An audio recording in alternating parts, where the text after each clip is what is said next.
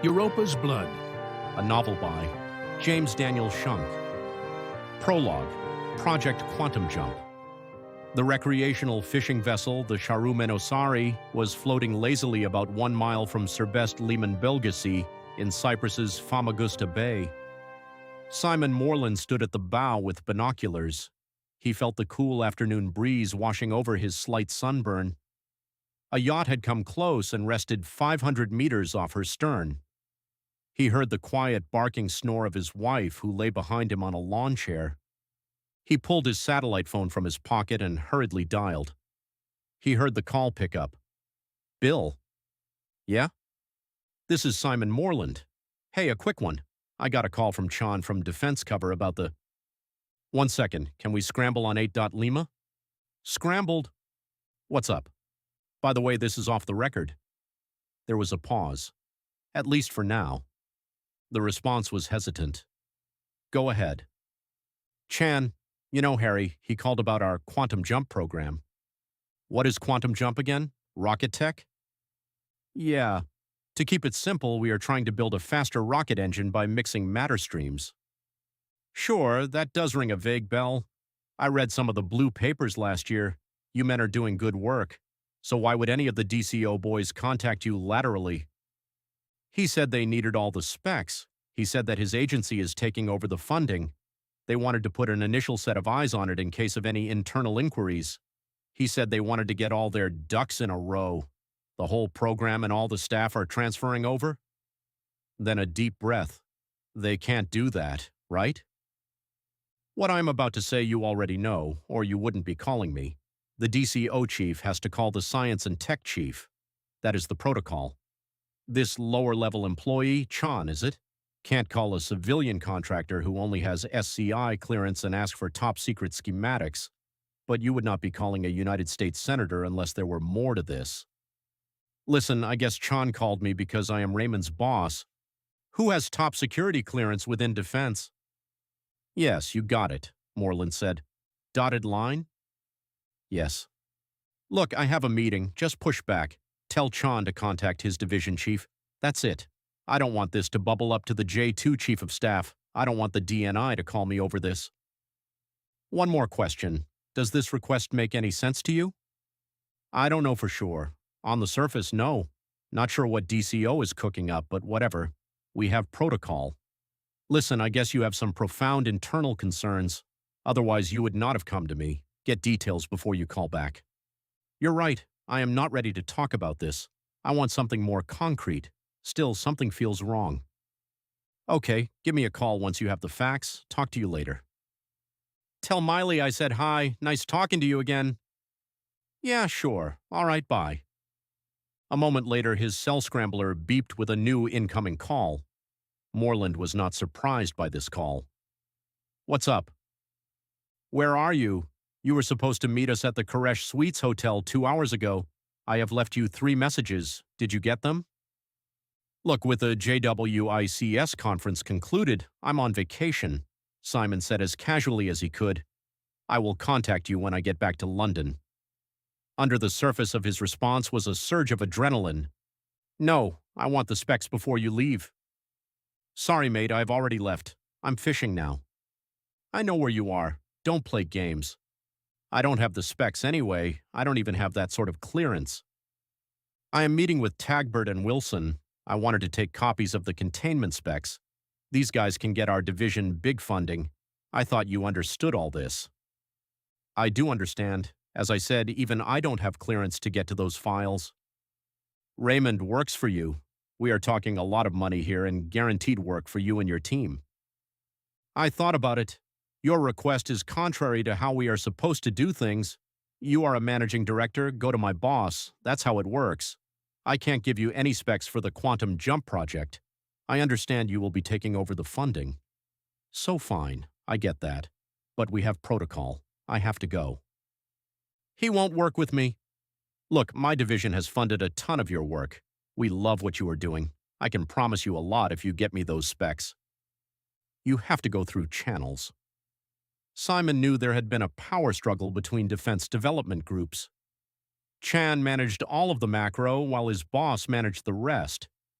Simon knew these guys were at constant odds over budget money. Without me, the microtech will dry up. Simon felt like protocol was about to cost him his career. Again, I don't even have clearance for those files. Do you manage the team? You have people under you that have the right clearances. Get me those files.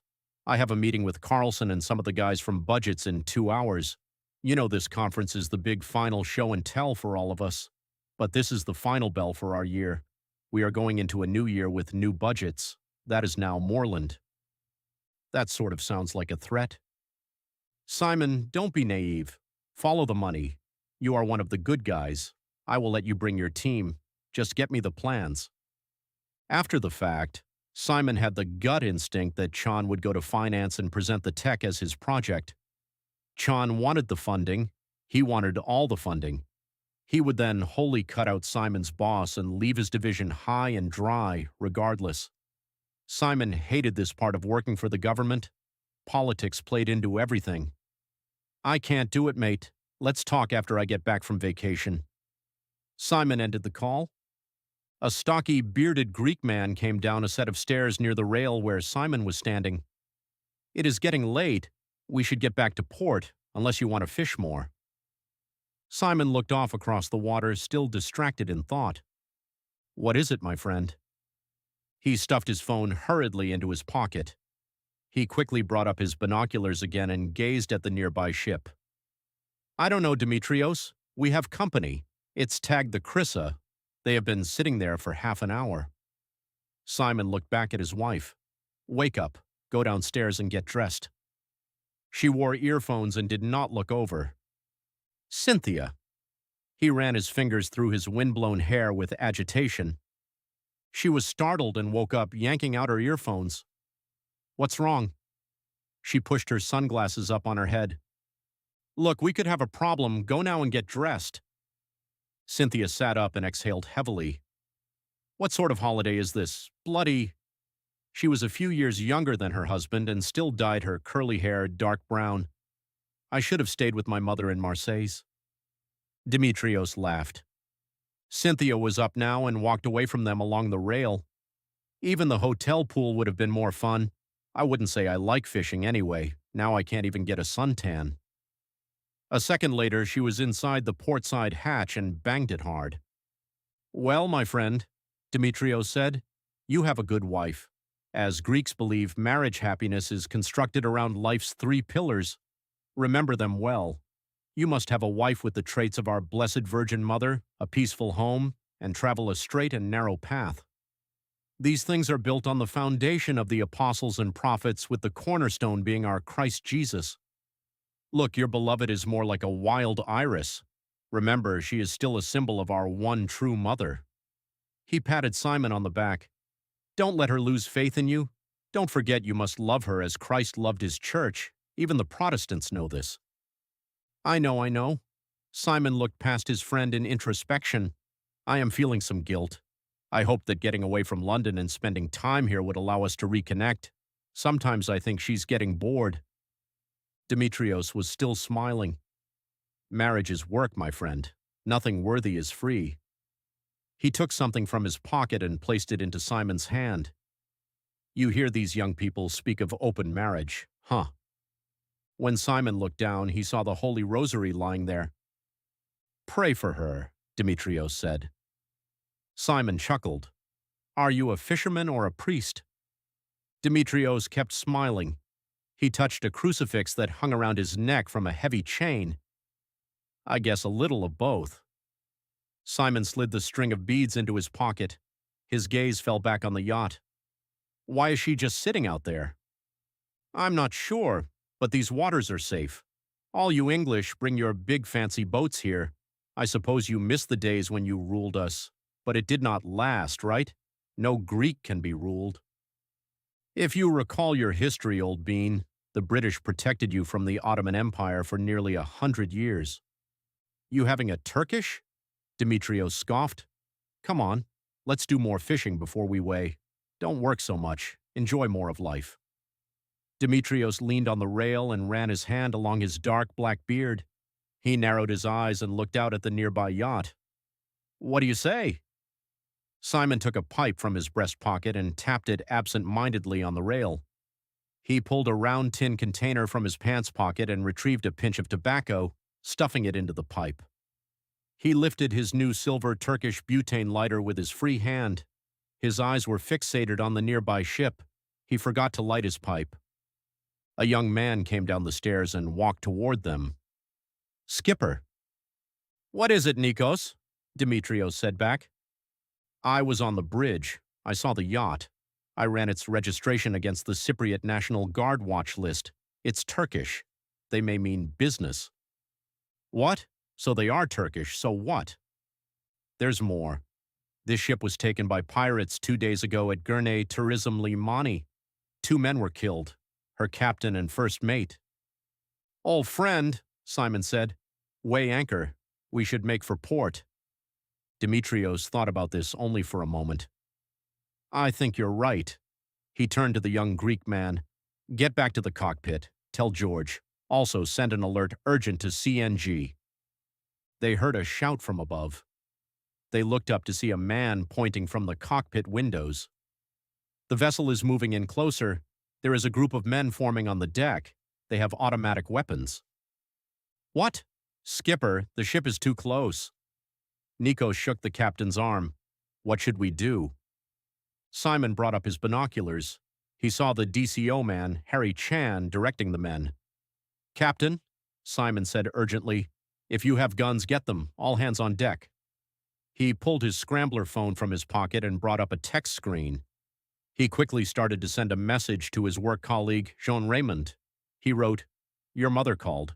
She wants you to visit her in Westerplatte." He hit send. Robert Moreland was seated in his red Griffith sports coupe. He was parked on York Road near the River Thames by Westminster Bridge. For the 3rd time in the last minute, he looked at the face of his wristwatch. The illuminated dial read 12:05. He inhaled deeply, looking up through the tinted sunroof at the waxing crescent. He tapped the steering wheel quickly in agitation. The air was crisp tonight. The autumn equinox had just ended and the full harvest moon was only 10 days away. This was crazy. Robbie needed to be studying. He was going to fail his economics test, and his teacher would not want to hear the details of this insane story. Earlier that morning, Robbie had received a phone call from a man named Jean Raymond. The instruction originated from Robbie's father and was simple: "Deliver an important package to my son." Raymond had said he would call back with a meeting place. When Robbie had telephoned his father to get details about this insane request, the call went to voicemail. When Robbie called his office, the message said he was out on vacation. Robbie's father, Simon, worked for the United States Directorate of Science and Technology within the Defense Intelligence Group. His division was part of the National Intelligence Agency and, more importantly, reported to the Joint Chiefs. With a doctorate in aerospace, he worked on classified rocket projects. At 10:30 that evening, Robbie's phone rang. Raymond had sounded hurried when he gave him a rendezvous point. He had said to be there at midnight and don't be late. Robbie had to study. His watch ticked to 12:10. The Griffith was parked near the London Marriott Country Hall under a street lamp. He reached forward, starting his car's engine as headlights turned down the street. Robbie felt a sense of dread. He should never have agreed to this crazy meeting without first talking to his father. A dark green Mini Cooper stopped in the opposite lane, and a man climbed out carrying a briefcase. He hurriedly walked up to Robbie's car. Raymond was an unassuming man with rounded shoulders, a tuft of gray hair, and round-rimmed glasses. His London fog trench was rumpled. Raymond slid a black metal briefcase through the open window to Robbie. "Hello, old bean. Here, give this to your father when you see him." The man tried to appear calm and casual, but Robbie thought he could sense hidden tension. Raymond started to turn to walk away. "Wait," Moreland said with hesitation. "Why did you contact me of all people?" "Listen, your father told me to give this to you and only you." Now Raymond had an intense expression. "Keep that safe. That case means everything to your father. Do you understand? Don't trust anyone." He turned and hustled back to his Cooper. "What? What is this?" Robbie said to the back of Raymond. There was no response. The man was already climbing into his car. A moment later, he clutched, shifted, and was gone. Robbie followed suit, putting his car into gear, and drove along York. He looked over at the case lying on his passenger seat. The latches were locked. What have I done? He knew now he had made a colossal mistake. His father would never have requested this sort of exchange. His mind started to race. What should I do? Keep the case safe until he can talk to his father. What else was there? He turned the corner and drove toward Westminster Bridge. As he was crossing the river, he noticed headlights approaching fast. He glanced several times into his rearview mirror. He began to feel more anxiety. "What have I done?" he said, touching his brakes. "Please drive past." The car slammed into his bumper. "What?" Robbie yelled. He fought with the steering wheel to regain control. Maybe the guy is just drunk, right? He downshifted and looked for a place to pull over. He hit the aluminum dashboard with his palm. He could feel the presence of the case lying next to him on the passenger seat. He continued to decelerate, planning to stop when he was past the bridge. Moments later, the offending vehicle raced up and hit him again with greater force. The bumpers locked momentarily, and Robbie felt his car being pushed off the street. He saw the bridge guardrail race toward him. He clutched immediately and downshifted again, stepping hard on the accelerator.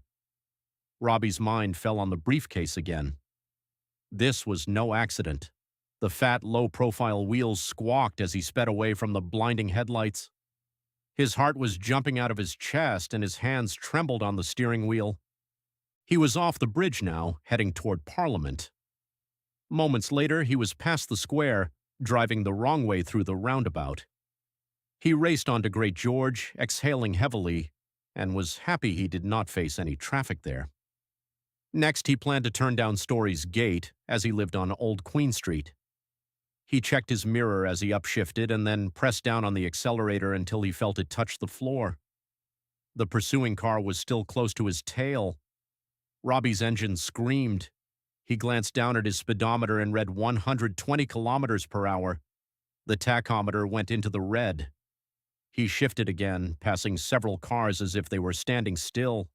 The buildings on either side flashed by. Moments later, he saw the intersection at Story's Gate. The signal blinked red. Robbie clutched and stomped hard on the brake.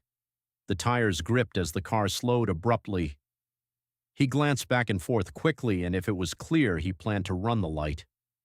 However, just before he could negotiate his turn, the pursuing car hit him again, aggressively, pushing him through the intersection. He yelled in horror as a taxi crossed his path, its horn blaring. Robbie downshifted and punched the accelerator to the floor. The engine howled as the tires regained traction. The car jumped forward, racing away farther along Great George toward St. James Park.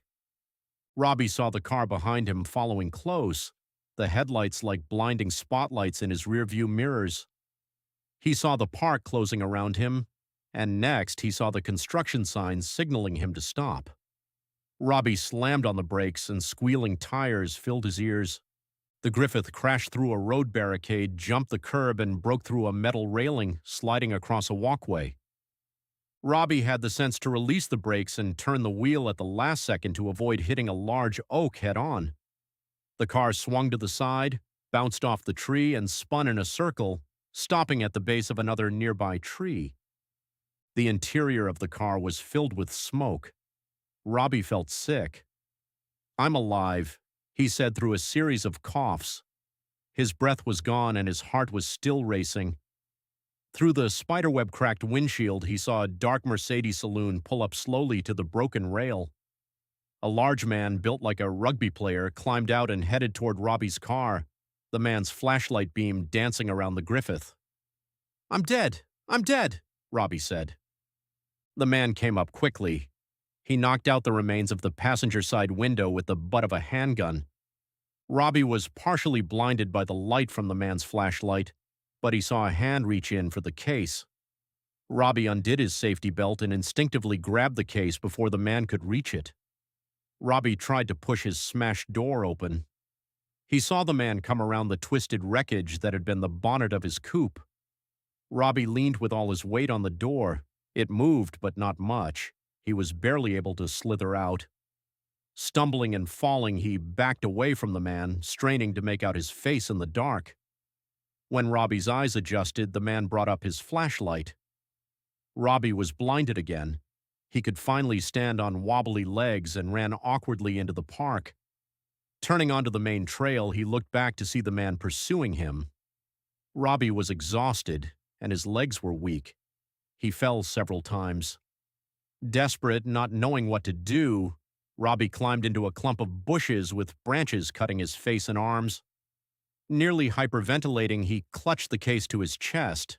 From his place of concealment, he saw only the legs of the man run up next to him. The big man stood close by. Robbie breathed in and desperately held his breath. He felt faint. Moments later, he heard the glorious sound of police sirens. The man turned and ran back the way he had come. Feeling lightheaded, Robbie gasped heavily for air. He grabbed onto a branch to steady himself. He resisted the urge to vomit